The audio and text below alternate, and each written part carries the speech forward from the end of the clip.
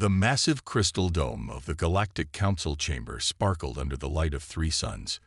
Inside, thousands of representatives from across the galaxy sat in rising circular tiers, their voices a constant murmur that echoed through the vast space.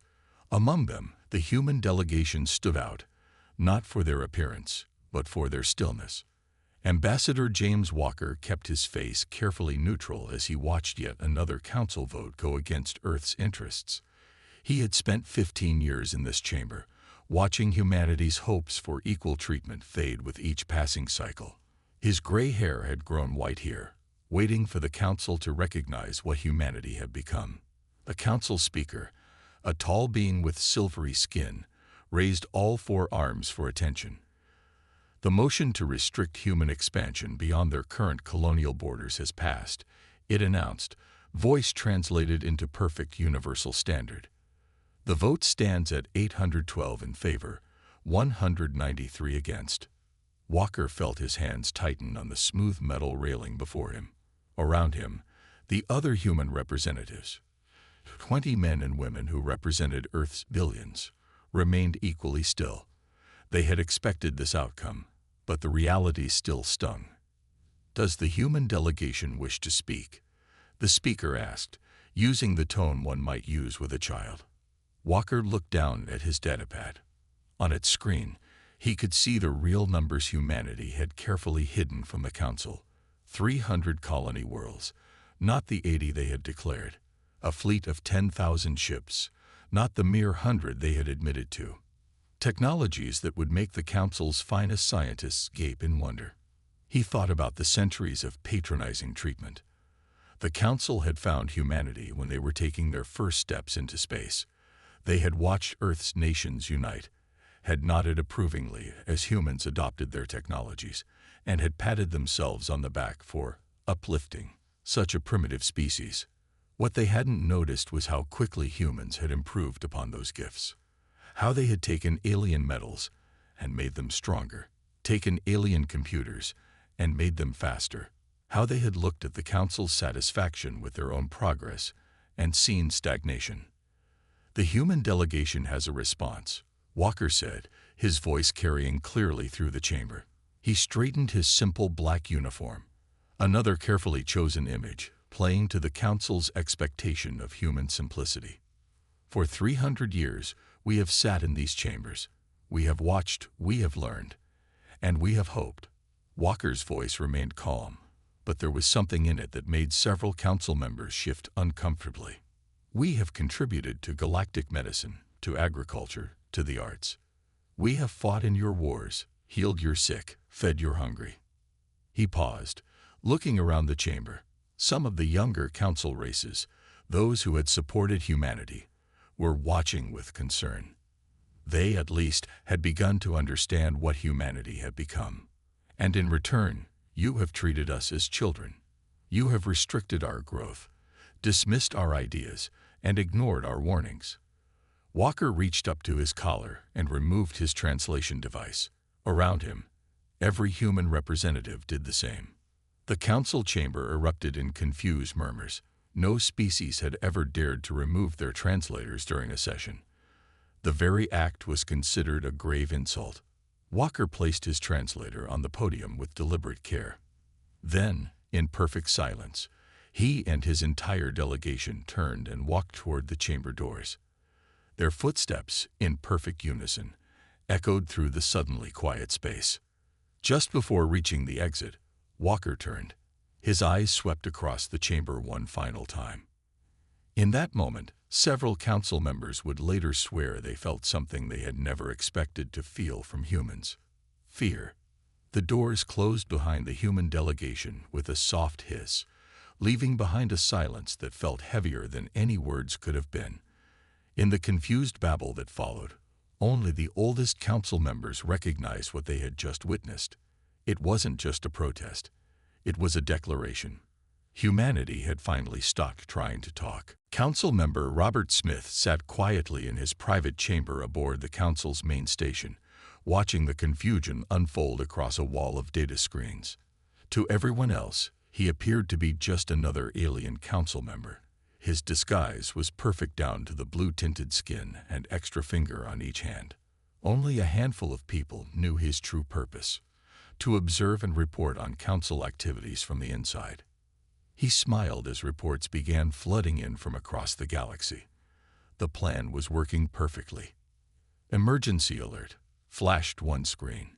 Human trade vessel Star Merchant has ceased all communication in the Centauri sector. Another screen.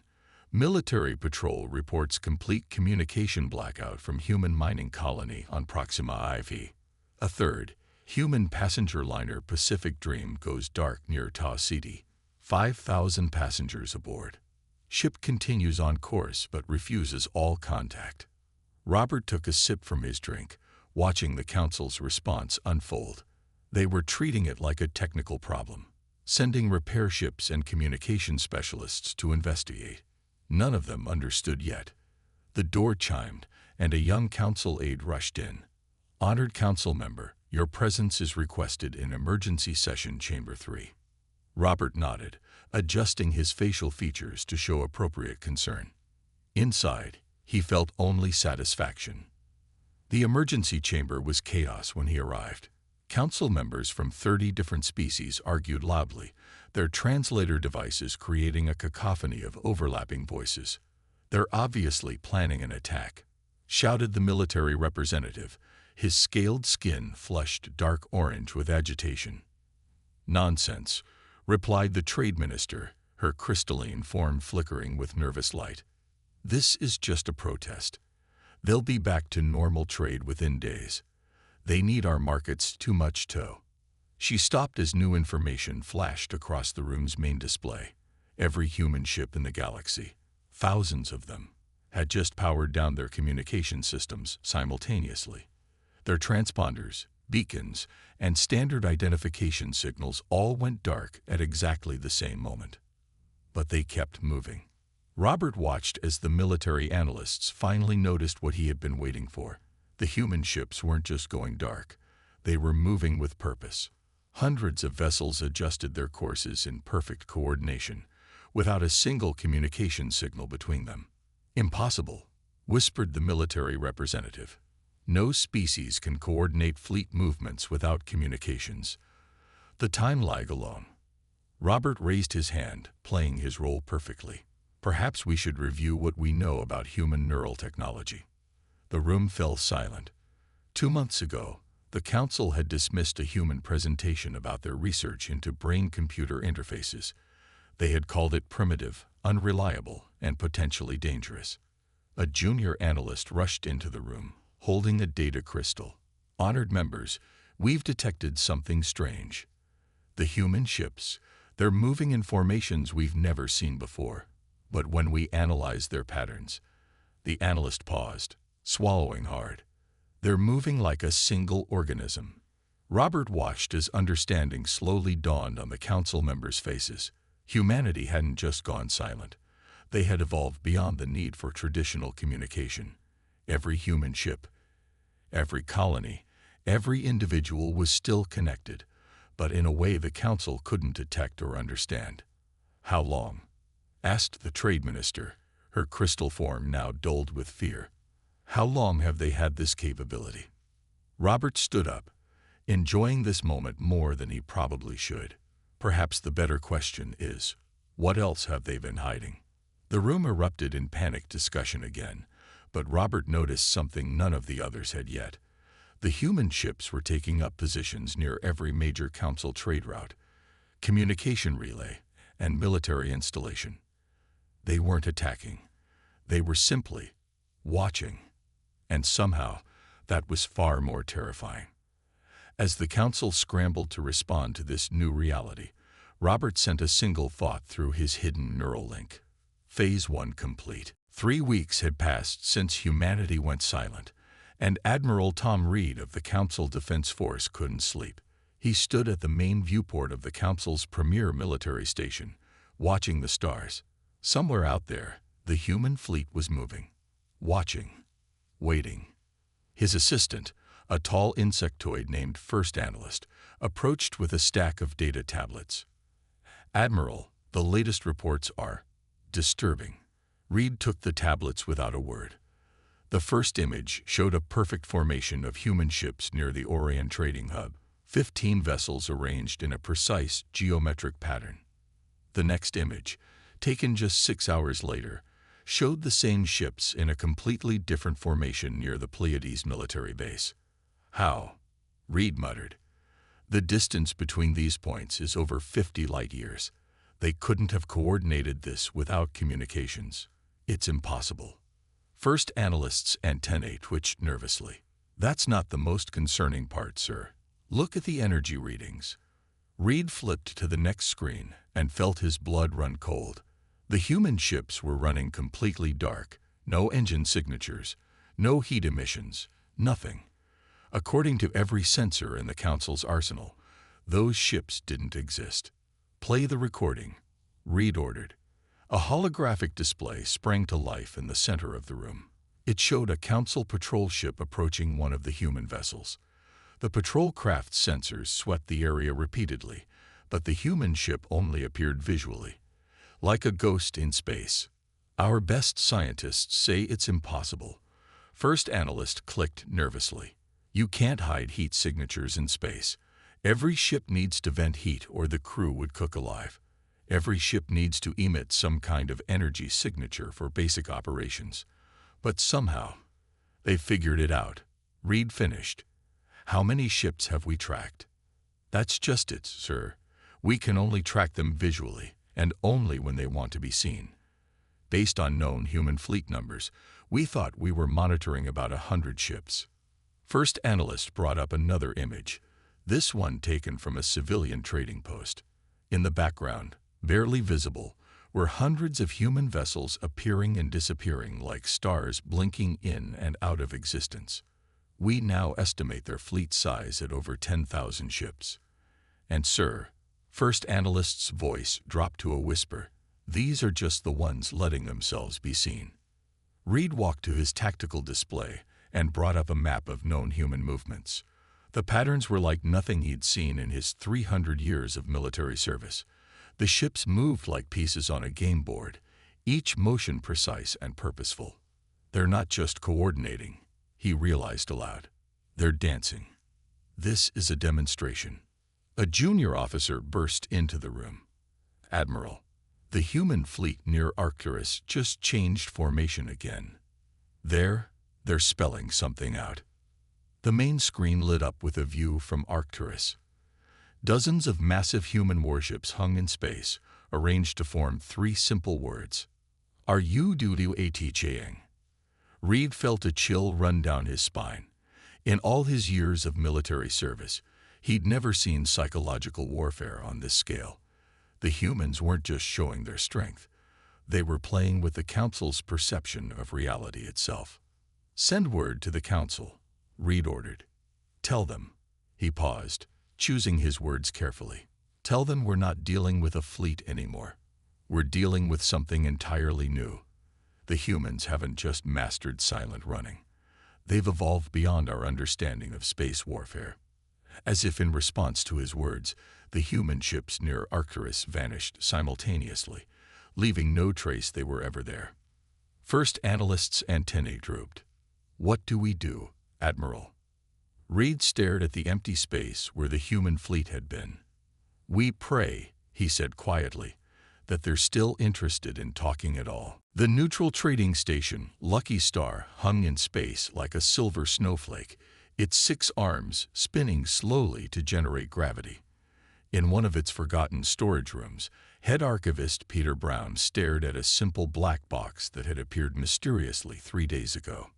The box sat on a metal table, its surface perfectly smooth except for a small Earth logo. Around the table stood representatives from 5 different council races, all watching nervously as Peter examined it. "You're sure this is from the humans?" asked Greenshell, the station's security chief. His hard outer shell clicked anxiously as he moved. Peter nodded. The quantum signature matches human technology. But it's odd. They usually hide their advanced tech. This was meant to be found. He pressed his hand against the box's surface. A soft blue light scanned his palm. and the box opened with a quiet hiss. Inside lay a single data crystal, glowing with a soft white light. "Should we?" Green Shell started, but Peter had already inserted the crystal into a reader. The room's walls lit up with projected images and text. At first, it seemed random, meeting transcripts, video clips, sensor readings. Then Peter saw the pattern. "It's a record," he whispered. "Every interaction between humans and the Council. Every single one." The first entry appeared, dated 300 years ago. A Council science team dismissing human theories about faster-than-light travel. The humans had been right. They'd proven it 5 years later. More records followed. A human doctor discovering a cure for the blue scale plague that was killing millions. The Council had ignored her work, calling it primitive medicine. 2 years later, when Council scientists discovered the same cure, they took all the credit. "There's so many," muttered one of the observers, a floating gas being named Mist Voice. "How long have they been keeping these records?" Peter moved through the files.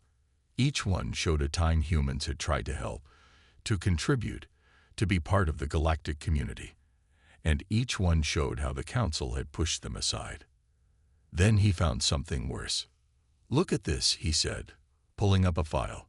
10 years ago, humans detected a pattern in space-time distortions. They tried to warn the Council about. His voice trailed off. "About what?" Green Shell demanded. "About the void rifts. The ones that destroyed the Centauri colonies last year. They knew. They tried to tell us, but the Council dismissed it as primitive sensor readings." The room fell silent. Everyone remembered the void rifts. Tears in space that had swallowed 3 colony worlds. The Council had called it an unavoidable tragedy. But it hadn't been unavoidable. The humans had seen it coming. Peter kept reading. The archive showed more. So much more. Humans had solved problems the Council thought impossible, developed technologies the Council couldn't understand, and prepared defenses for threats the Council didn't even know existed. The final entry was different. It wasn't a record but a message, dated the day before humanity went silent. "We tried speaking. We tried sharing. We tried helping. Every time, you turned away. You called us primitive while we surpassed you. You called us simple while we solved your impossible problems. You called us children while we protected you from horrors you couldn't see. Now we stopped trying. Now we stopped pretending to be less than we are. We have watched you stumble toward disasters we could have prevented. We have watched you celebrate discoveries we made decades ago. We have watched you treat us as children, while we became something far beyond your understanding. We tried speaking. Now we will act." The message ended there. Peter looked around the room at the Council representatives. Their faces showed the same realization. Humanity hadn't just been talking all these years. They had been taking notes. Defense Commander Bill Wilson watched from his hidden observation post as another Council warship fired its weapons at empty space. The massive energy beams cut through the void, hitting nothing. The Council ship's crew was shooting at shadows, jumping at ghosts. Just as planned. "Status report," he subvocalized, the neural link carrying his thoughts to the rest of the human fleet. The response came not in words, but in pure data flowing directly into his mind. 500 human ships were currently operating in this sector alone, completely invisible to Council sensors. They moved between the Council's defense platforms like water through stones, neither seen nor heard. A lieutenant's thought message caught his attention. "Council Station 7 is approaching total shutdown. Their crew is refusing to maintain normal operations after 3 ghost sightings." Wilson smiled. The ghost sightings were simply human ships allowing themselves to be partially visible for a few seconds before vanishing again. No attacks, no threats, just appearing and disappearing. The psychological effect was devastating. On his screen, he watched another Council ship spin in place, its sensors scanning wildly. They had been at this for hours, trying to track a human transport ship that kept flickering in and out of their detection range. "Sir," came another thought message, Council High Command has ordered all ships to maintain constant weapon fire on suspected ghost coordinates. Wilson nodded to himself. Perfect. Every shot fired at shadows was draining their weapons, burning their fuel, exhausting their crews, and the human ships just kept dancing between the beams, invisible and untouchable. A new alert flashed in his mind. A Council science vessel had just made an interesting discovery, or so they thought. They had detected traces of what they believed to be the human ship's quantum signature. Let them have that one, Wilson commanded. Time to show them just how deep this goes. Across the sector, human ships began activating their older quantum drives, technology the Council had dismissed as primitive decades ago. As planned, the Council sensors detected these easily. The science vessel's crew celebrated their discovery, quickly sending the detection pattern to the entire Council fleet. Within hours, every Council ship was calibrated to track these quantum signatures. Wilson waited until the Council ships had committed fully to their new detection strategy. Then he sent the next command. Phase 2. Suddenly, quantum signatures began appearing everywhere. Hundreds of them. Thousands of them. The Council fleet spun in confusion, their sensors overwhelmed. Every ship, every station, every probe detected multiple human vessels surrounding them. But they weren't really there. Sir, one of his officers thought messaged, Council Command is going into full panic. They just realized these quantum signatures match readings they've been detecting for the past 20 years.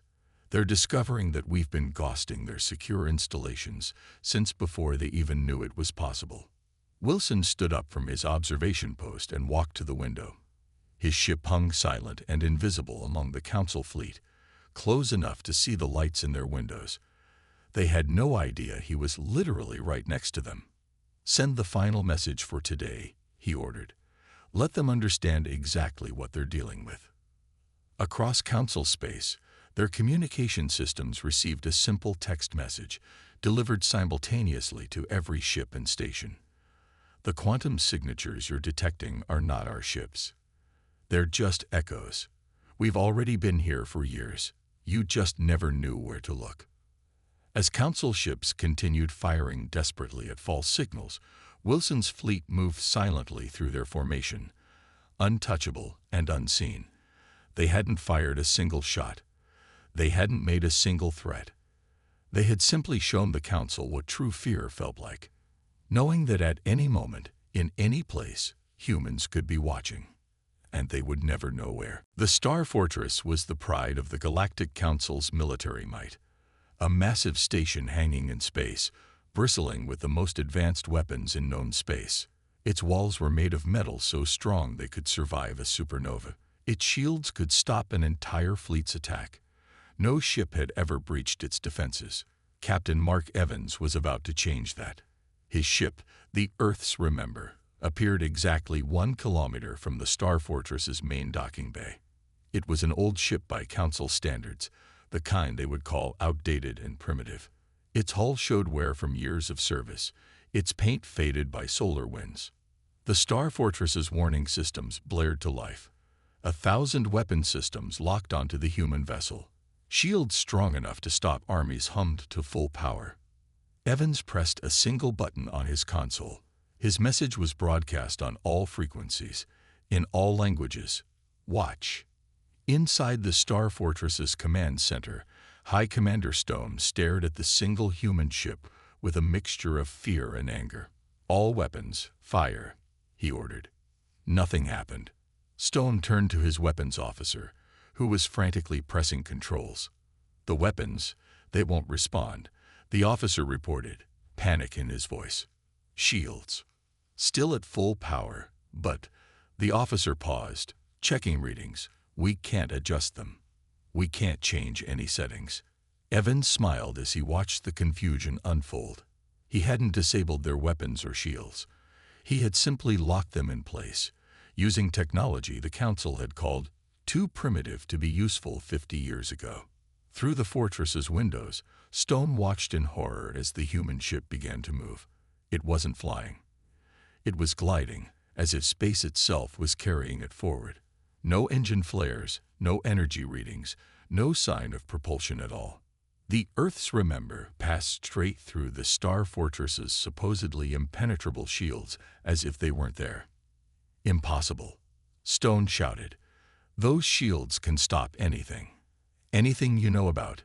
Evans's voice came through their speakers, calm and almost gentle. But you stopped learning long ago. You called us primitive and missed what we have become. The human ship touched down in the main docking bay, its old metal hull gleaming under the station's lights. No alarms went off. No defense systems activated. The most secure military installation in Council space had been entered as easily as walking through an open door. Stone and his officers rushed to the docking bay, accompanied by a full squad of security forces. They arrived to find the bay empty except for the human ship. No one had emerged. "Scan it," Stone ordered. The readings came back confused.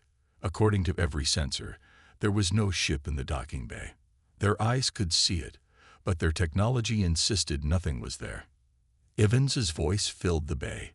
"Your sensors can't detect us because we learned to hide in ways you never imagined.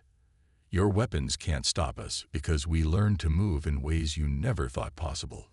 Your shields can't block us because we learned to exist in spaces between your understanding of physics." The ship began to fade from view, not suddenly, but slowly, like mist evaporating in morning sun. "We tried to share our discoveries," Evans continued. "You dismissed them as primitive theories. We tried to teach you new ways of thinking. You called them simplistic dreams." The ship was almost gone now, transparent as glass. "This demonstration is over. We used technology you called obsolete. We breached defenses you called perfect. And we did it with a ship older than most of your officers." The Earth's Remember vanished completely, leaving no trace it had ever been there.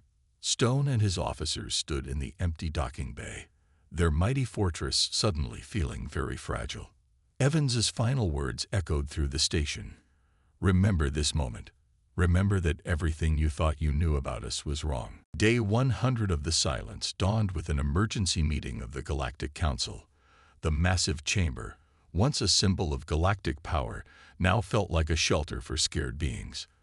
Representatives from 1,000 worlds huddled together, watching the main doors with nervous anticipation. Ambassador James Walker was coming back. The Council had sent their surrender 3 days ago. Not just an offer of full membership, but leadership positions, technology sharing, and complete autonomy for human space. They had expected more silence in return. Instead, at exactly 800 Galactic Standard Time, every human ship in the galaxy powered up its communications simultaneously. Every colony reactivated its beacons. Every human installation became visible again. The chamber doors opened.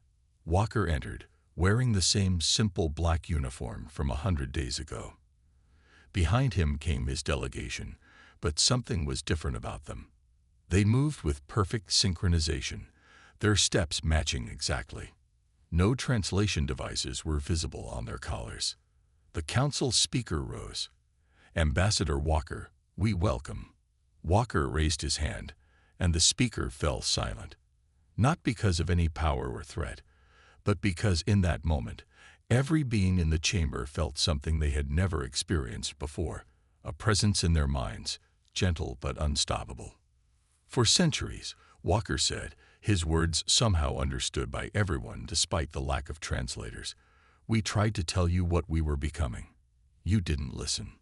Images filled the minds of everyone present, human scientists working on neural interfaces, developing technology that didn't just connect machines but minds. "While you praised yourselves for uplifting us," Walker continued, "we were evolving. Not through genetic manipulation or artificial enhancement, but through understanding what we could truly become." The images change, showing humans across the galaxy, their minds linked in a vast network that needed no machines, no signals, no detectable communications. The silence wasn't a protest, Walker explained. It was graduation. We stopped using primitive tools because we had grown beyond them. We stopped talking because we had found a better way. Director Mary Pierce stepped forward from the delegation. Her voice joined Walker's in the minds of the council. Our ships move as one because their crews think as one. Our colonies coordinate without signals because distance means nothing to linked minds. We didn't develop better technology. We became better beings. The council chamber erupted in gasps as understanding dawned. Humanity hadn't just advanced their technology. They had transformed themselves into something entirely new, the first truly unified species in galactic history. But why show us now? Asked the council speaker, their voice small in the vast chamber. Walker smiled, and it was a kind smile, because you finally learned to listen. Your fear taught you humility. Your helplessness taught you wisdom. Now perhaps you're ready for what comes next. He gestured and holographic displays appeared around the chamber, showing technological breakthroughs, scientific discoveries, and medical advances far beyond anything the council had achieved. This is your invitation, Walker said, not to join us. You're not ready for that yet, but to learn from us, to grow with us, to understand that true advancement comes not from looking down on others, but from lifting everyone up together. The council representatives looked at the displays in awe. Everything they had dismissed as primitive now revealed itself as steps in a journey they hadn't even begun. The age of talking down to each other is over, Walker concluded. The age of thinking together is about to begin. Are you ready to truly join the galactic community? In the silence that followed, the council realized that humanity hadn't won through force or fear. They had won by becoming something greater than anyone had imagined possible, and they were offering to show the way.